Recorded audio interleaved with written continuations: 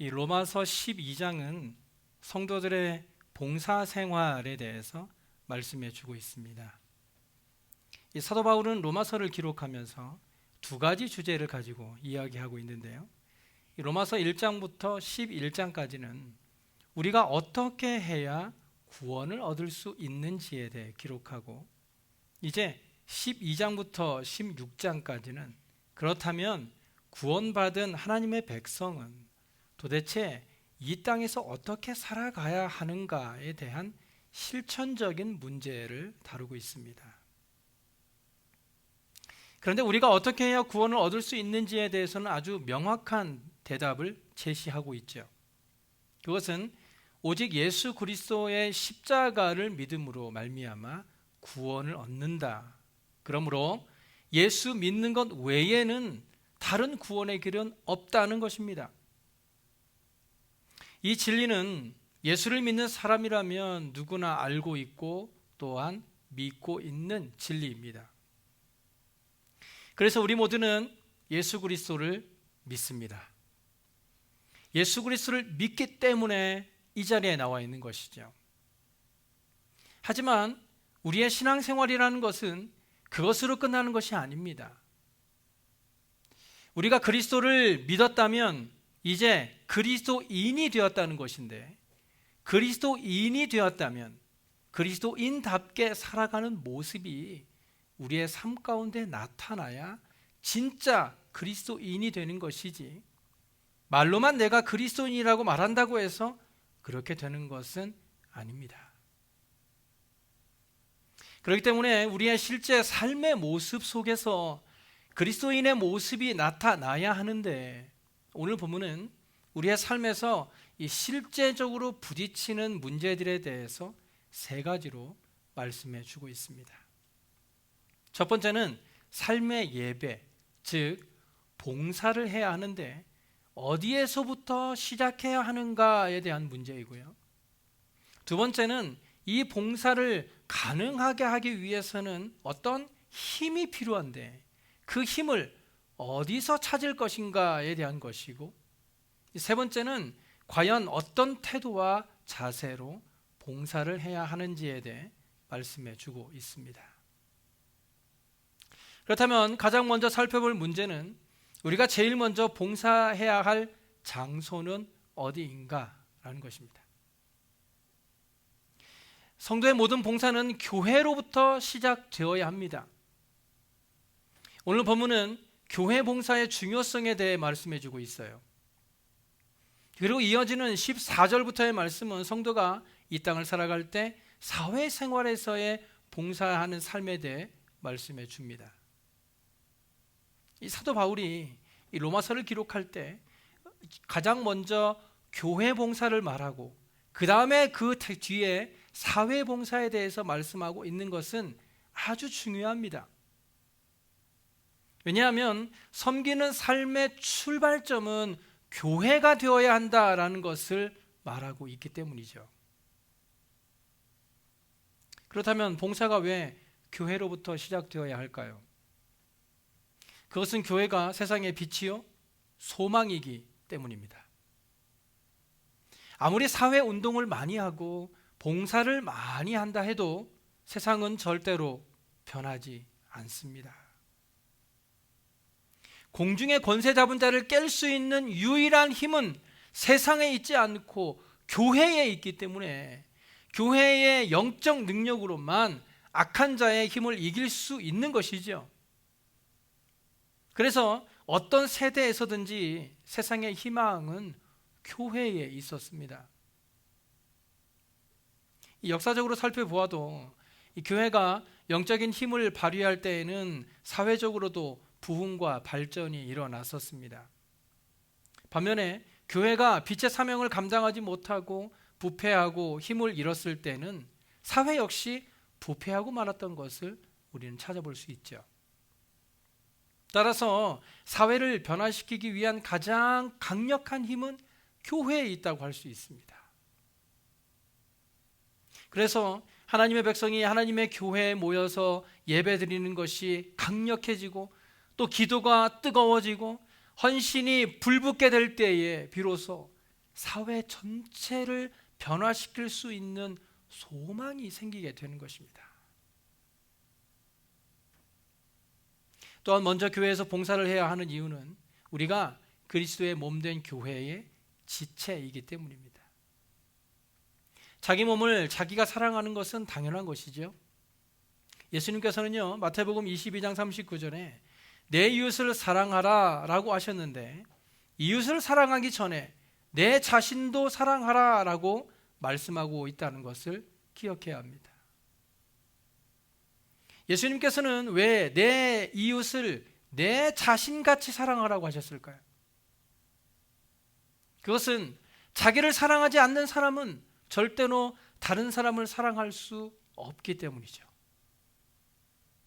자기 자신도 아끼지 않고 사랑하지 않는데 어떻게 다른 사람을 사랑할 수 있겠습니까?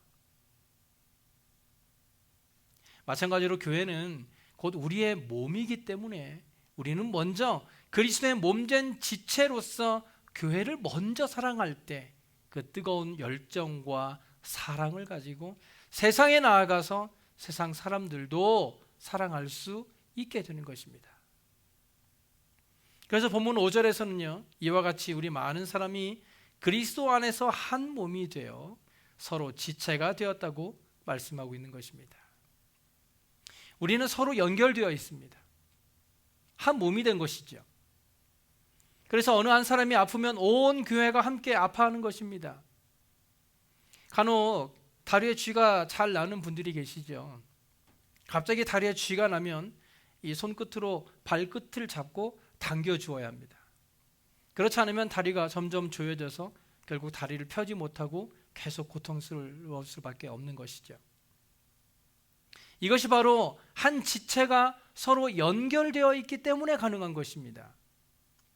다리가 아픈데 나는 다리가 아니니 상관없다라고 한다면 결국 온 몸이 고통을 당하게 되는 것입니다. 이렇게 한 몸이 된 지체는 이제 한 마음으로 봉사를 해야 합니다. 그런데 봉사하기 위해서는 도구가 필요하죠. 바닥을 쓸기 위해서는 빗자루가 필요하고 먼지를 닦기 위해서는 걸레가 필요한 것처럼 우리가 교회에서 봉사를 하기 위해서도 어떠한 도구들이 필요한데 그 도구를 오늘 보면 6절에서는요, 은혜대로 받은 은사라고 말씀하고 있습니다. 주신 은혜대로 받은 은사가 바로 도구입니다. 그래서 6절부터 8절까지는요, 구체적으로 하나님의 일을 하고자 할 때 필요한 도구, 즉 이 성령의 은사에 대해 말씀해 주고 있습니다. 그 중에서도 가장 먼저 6절에 예언의 은사를 말합니다. 우리에게 주신 은혜대로 받은 은사가 각각 다르니 혹 예언이면 믿음의 분수대로. 여기서 말씀하고 있는 예언의 은사는요, 어떤 미래의 일을 알아맞히는 신비한 능력을 말하는 것이 아니라 설교하는 능력을 말합니다. 즉 말씀을 선포하는 은사를 말하는 것이죠.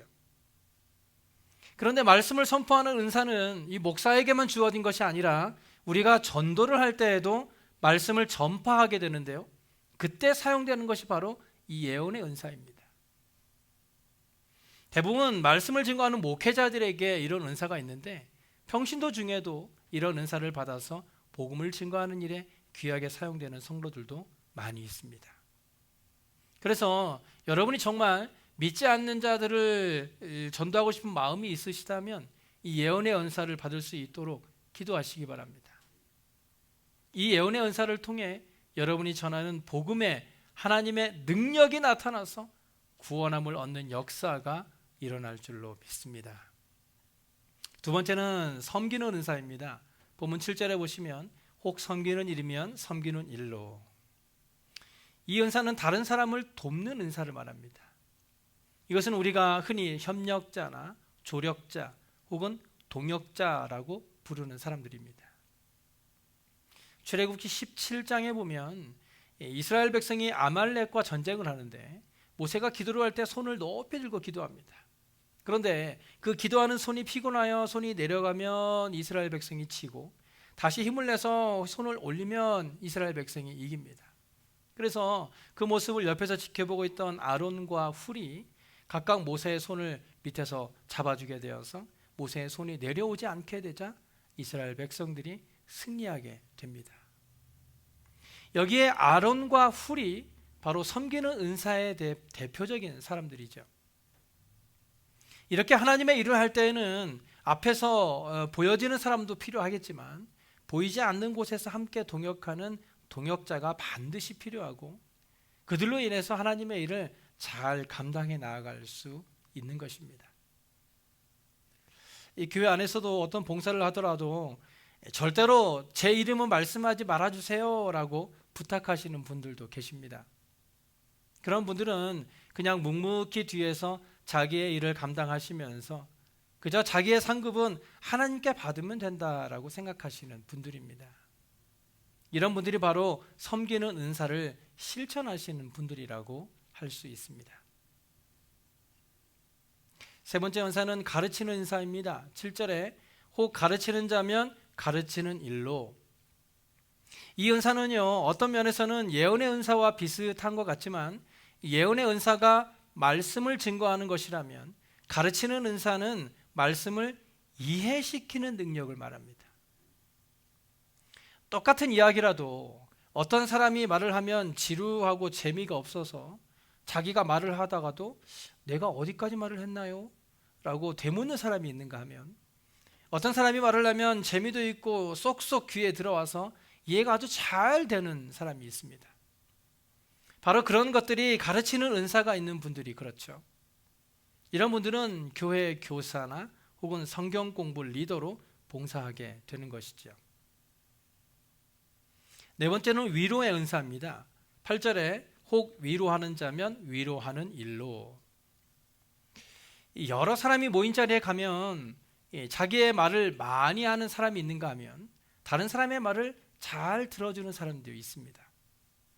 그리고 그 사람은 다른 사람의 말을 들어주면서 같이 기뻐하고 또 함께 슬퍼하기도 합니다.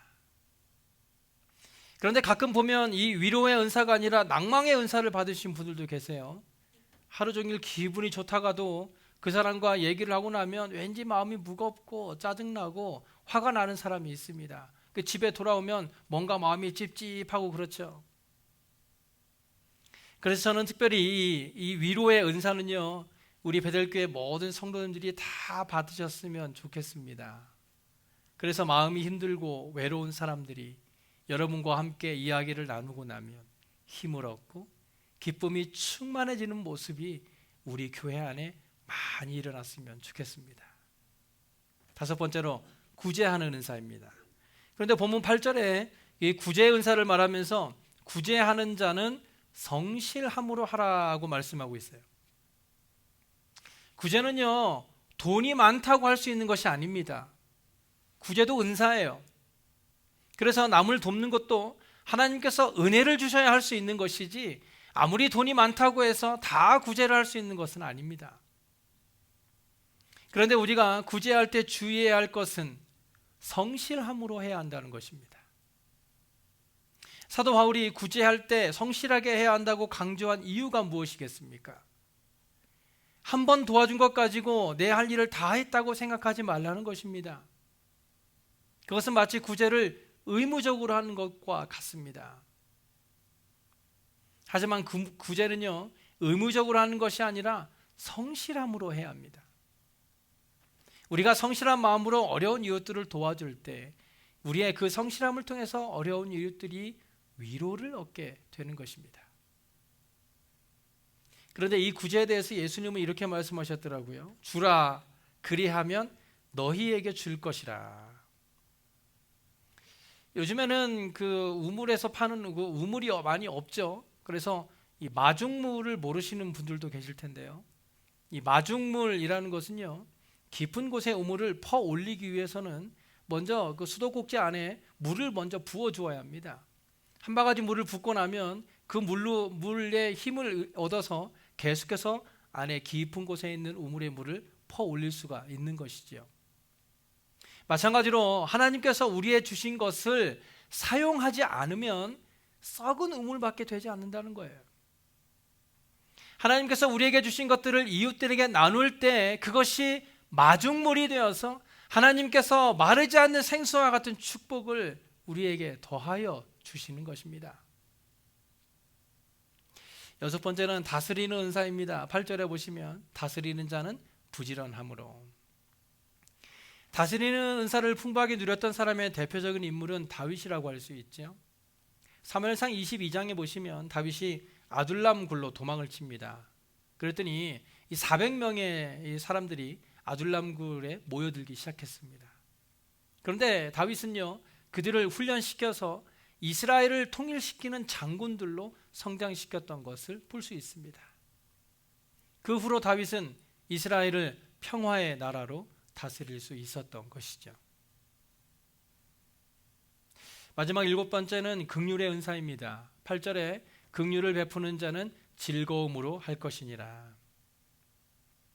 이 긍휼이라는 것은 다른 사람이 어려움을 당할 때 그 고통을 나의 것으로 여기고 함께 아파하는 것을 말합니다.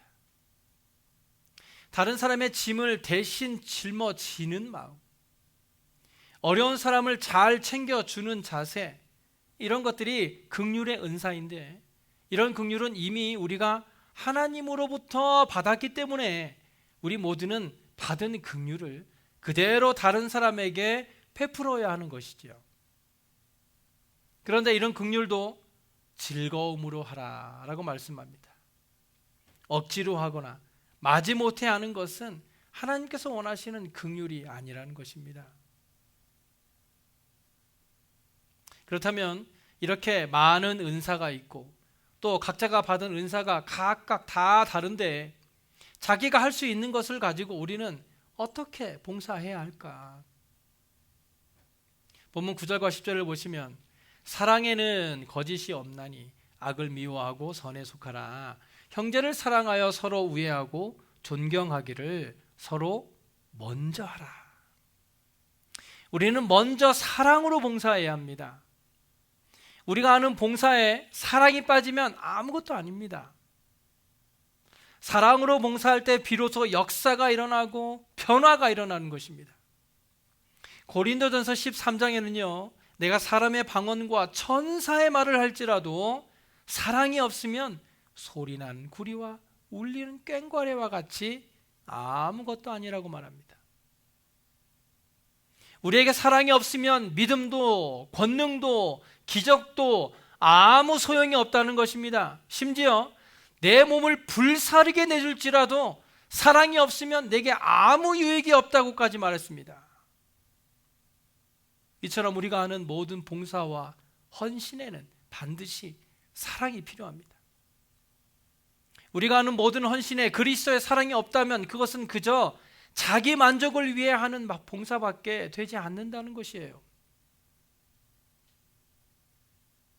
그리고 11절에 이렇게 말씀합니다. 부지런하여 게으르지 말고 열심을 품고 주를 섬기라. 우리가 하나님 앞에 일을 할 때에 최고의 덕목은요, 가슴에 불을 품고 열심히 하는 것입니다. 하나님 앞에 충성할 때에는 미지근함이 아니라 불붙는 모습과 같이 뜨거운 열정으로 충성을 하는 것입니다. 하나님께서는 미지근한 라우디게아 교회를 향해서 이렇게 말씀하셨죠. 내가 이같이 미지근하여 뜨겁지도 아니하고 차지도 아니하니 내 입에서 너를 토하여 버리리라. 하나님을 향한 충성은 뜨거워야 합니다. 하나님을 섬기다가 도중에 포기하거나 처음에는 뜨겁게 열정적으로 섬기다가 금방 식어버려서 나중에는 어떻게 되든 상관하지 않는 그런 모습은 하나님께서 기뻐하는 모습이 아니라는 것을 우리는 반드시 기억해야 합니다. 그리고 마지막으로 12절에 소망 중에 즐거워하며 환난 중에 참으며 기도에 항상 힘쓰라고 말씀합니다. 저는 지난주에 여러분의 기도로 휴가를 잘 다녀왔습니다. 이번에도 국립공원을 다녀왔는데요, 저는 이 콜로라도에서 유타로 가는 그 길을 참 좋아합니다. 그것은요, 집도 보이지 않고 그 넓은 광야 길에 고속도로만 길게 쭉 뻗어 있습니다.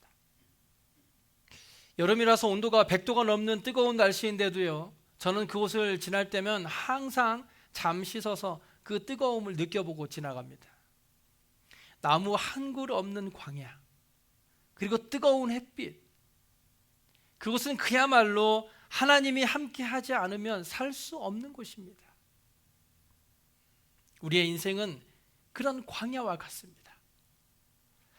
지금 내가 가지고 있는 것으로 잠깐은 머물 수 있을 것 같지만 하나님의 도움 없이는 결코 견딜 수 없는 곳이 바로 광야와 같은 이 세상입니다.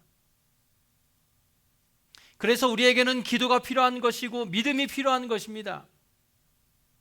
제가 잠시 광야에 머물러 그 뜨거움을 즐길 수 있는 것도 금방 그곳을 떠날 수 있기 때문이에요.